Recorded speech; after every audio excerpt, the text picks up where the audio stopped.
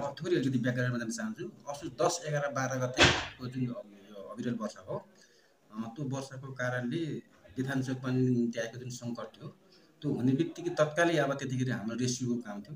अब रेस्क्युको कामको लागि हाम्रो जनप्रतिनिधिहरू, नागरिक समाज, राजनीतिक दलका प्रतिनिधिहरू चाहिँ सँगै मिलेर त्यो हामीले रेस्क्युको काम गऱ्यौँ। रेस्क्युको काम गरेपछि चाहिँ यहाँ तत्कालको आवश्यकता भनेको त्यो तत्कालीन अवस्थामा यो चाहिँ भनौँ न खाद्यान्न आपूर्तिको लागि, औषधि आपूर्तिको लागि बाटोघाटो थियो, बिजुली थियो। त्यो बाटोघाटो बिजुली हामीले चाहिँ जम्मा 9 दिनमा दैनिक 21वटासम्म डोजर स्काभेटर प्रयोग गरेर हामीले चाहिँ टिका दसैँको टिकासम्ममै हामीले बिजुली पनि लगभग ल्याइसकेका थियौँ, बाटो पनि ल्याइसकेका थियौँ। र त्यसपछि आपतकालीन रूपमा हाम्रो बोर्डको बैठक बसिकन चाहिँ सम्पूर्ण पुनर्निर्माणको जिम्मा हामीले वडा कार्यालयलाई दियौँ, वडालाई दियौँ। तेल चाहिँ हामीले यहाँबाट कुपन वितरण गर्ने र तपाईँको डोजर चाहिँ सम्बन्धित वडाले ल्याउने र उहाँहरूकै सिफारिसमा वडा विकास समितिकै सिफारिसमा चाहिँ हामीले पुनर्निर्माणका काम पनि गरेका हौँ। वास्तवमा यसको लागि चाहिँ हामीले बेथानचोक गाउँपालिकाको हकमा बेथानचोक गाउँपालिकाको विपद व्यवस्थापन समिति र वडाको हकमा वडा विपद व्यवस्थापन समितिलाई हामीले सक्रिय बनायौँ। अब त्यसमा चाहिँ हाम्रा जुन बेथानचोक गाउँपालिकामा सक्रिय राजनीतिक दलहरू हुन्थ्यो, सक्रिय राजनीतिक दलहरूको पनि भरपूर रूपमा हामीले सहयोग गरेर उहाँहरूलाई पनि हामीले सँगसँगै हिँडाएर र चाहिँ विपद व्यवस्थापनको अहिलेको हामीले यो अवस्थामा पाछौँ। अनि अब सहयोगको कुरो गर्नुभयो, बरु हाम्रो यहाँ चाहिँ हामीले सङ्घ सरकारबाट र प्रदेश सरकारबाट अपेक्षित सहयोग पाएको छैनौँ। अहिलेसम्म 10 करोड जति, 9 करोडभन्दा माथि चाहन्छौँ 10 करोड जति हामीले विपदमा हामीले चाहिँ खर्च गरिसकेका छौँ।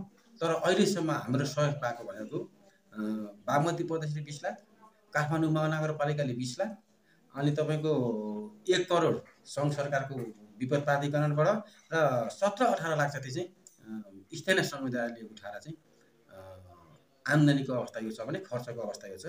र अहिलेसम्म पनि यो विपत्तिकै कारणले गर्दाखेरि चाहिँ म तपाईँलाई एउटा कुरा गर्छु, 2 महिना भयो हाम्रो कर्मचारीले तलब खान पाउनु भएको छैन।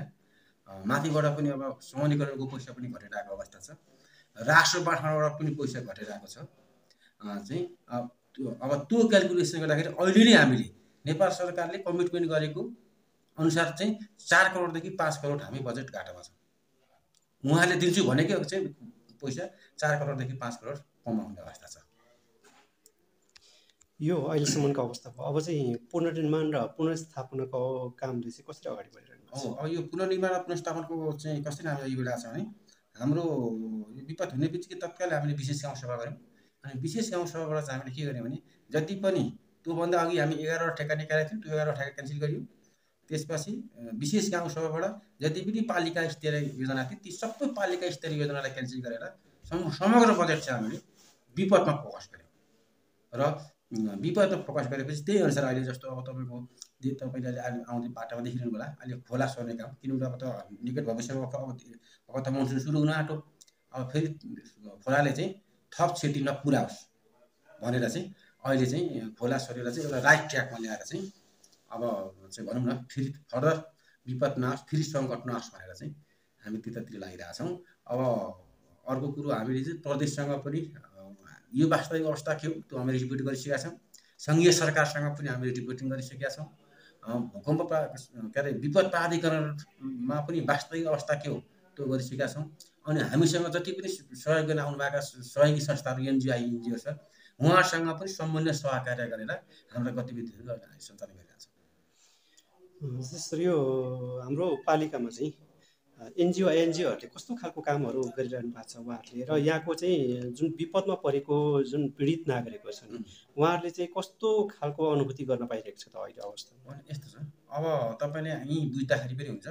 अब बेथानचोक गाउँपालिकामा यो विपद आउने बित्तिकै यहाँका जनतालाई चाहिँ कस्तो थियो भने अब 8-9 महिनै चाहिँ यहाँ बाटो पनि आउँदैन होला, बिजुली पनि आउँदैन होला भनेर उहाँलाई त्यो किसिमको त्रास थियो। तर त्यस्तो होइन भनेर हामीले चाहिँ 9 दिनमै ल्यायौँ। अनि हामीले जति पनि यहाँ आउने गैर सरकारी संस्थाहरू छन् ती गैर सरकारी संस्थाहरूलाई चाहिँ काममा चाहिँ भनौँ न डुप्लिकेसन नहोस् भनेर चाहिँ जिल्ला दैविक प्रकोप समितिसँग पनि समन्वय सहकार्य गरेर ती जति पनि एनजिओ छन् उहाँहरूको स्पेसलाइजेसन अनुसार विशेषज्ञता अनुसार चाहिँ हामीले 1 देखि 6 वडासम्म चाहिँ चाहिँ उहाँलाई काम विभाजन गरेका छौँ र हाम्रो प्रत्यक्ष रेखदेख र निगरानीमा विपदसँग सम्बन्धित राहतसँग सम्बन्धित कामहरू गरेको भएको छ। त्यो उहाँ हाम्रो त्यो एनजिओ आइएनजिओ प्रति कुनै गुनासो छैन, बरु उहाँले चाहिँ धेरै राम्रो सहयोग गर्नुभएको छ। म चाहिँ बरु बिथानचोक गाउँपालिकाको तर्फबाट उहाँलाई धन्यवाद दिन्छु। विशेष गरेर यो कृषिको क्षेत्रमा कृषिमा आधारित यहाँको नागरिकहरू कृषि क्षेत्रमा धेरै मात्रामा क्षति भयो। उहाँहरूको अहिले जीवनयापनको अवस्थाहरूमा पनि आफैले चाहिँ आफ्नै बलबुतामा चाहिँ कृषि उत्पादनको क्षेत्रमा हिजो बिग्रेको बारीहरू अनि गोरेटो बाटोहरू सबै आफैले चाहिँ पुनर्निर्माण गर्दै काम गरिरहेको अवस्थाहरू छ। त्यसमा स्थानीय सरकारको तर्फबाट कसरी चाहिँ सहयोग गरिरहनु भएको छ? हामीले अब यसो प्रत्यक्ष त्यो उहाँले तपाईँले राम्रो कुरो उठाउनु भयो। प्रत्यक्ष त्यो उहाँकै भनौँ न त्यो पुगेको ठाउँमा हामीले निकाल्न त सकेका छैन, सम्भव पनि छैन। तर पालिकाले के गरेको छ भने शाखा रोडहरू चाहिँ शाखा रोडहरूको चाहिँ बाटो सफा गर्नको लागि चाहिँ बिथानचोक गाउँपालिकाले सहयोग गरेको छ। अब कतिपय ठाउँमा चाहिँ यो खाद्य संस्थानको तर्फबाट चाहिँ उहाँलाई जुन नगद अनुदान भयो, अन्य एनजिओ आइएनजिओ तर्फबाट चाहिँ आउने सहयोगलाई चाहिँ उहाँलाई चाहिँ प्लस पोइन्ट होस् भनेर त्यो सहायता चाहिँ एकदम मार्जिनलाइज किसिम तल्लो जो भनौँ न अलिक कमजोर आर्थिक अवस्थाको किसानहरू हुन्छ त्यो उहाँहरूलाई चाहिँ त्यो सहयोग पुर्याउनको लागि चाहिँ हामीले एनजिओ आइएनजिओको सहयोग चाहिँ उतातिर डाइभर्ट गरेको छ। सङ्घीय सरकारको तर्फबाट विस्तृत क्षतिको आकलन उहाँहरूले आफ्नै ढङ्गले पनि सुरु गरिरहनु भएको छ। त्योभन्दा अगाडि नै हाम्रो स्थानीय सरकारले पनि क्षति के कस्तो भयो भनेर यहाँहरूले चाहिँ क्षतिको आकलन जुन गर्नुभएको थियो त्यसमा चाहिँ हाम्रो बेथानचोकमा कतिवटा घरधुरी अथवा घर परिवारमा क्षति पुगेको थियो र अहिलेको अवस्था चाहिँ के छ? अब ठ्याक्कै मलाई यतिवटा घर त भएन, हामीले त्यो पनि तथ्याङ्क निकालिसकेका छौँ। हाम्रो चाहिँ तपाईँको कृषिमा कति क्षति भयो होला, हाम्रा पशुहरूमा कति क्षति भयो, हाम्रो भौतिक पूर्वाधारमा कति क्षति भयो, खानेपानीमा कति क्षति भयो, हाम्रा जति पनि सानातिना चल्ने पुलहरू हुन्छन् जुन फड्के पुल भन्छन्, ती फड्के पुलहरूमा के कति क्षति भयो त्यो समग्र रेकर्ड यहाँ छ। अब मैले ठ्याक्क एक्चुअल यति त भन्न सकिनँ, तर जे भए पनि अब तपाईँको मतलब भौतिक पूर्वाधारमा भएको क्षतिको विवरण हामीले निकालिवरी सम्बन्धित भूकम्प विपद प्राधिकरण, मन्त्रालय, विभाग सबैतिर हामीले पठाइसकेका छौँ।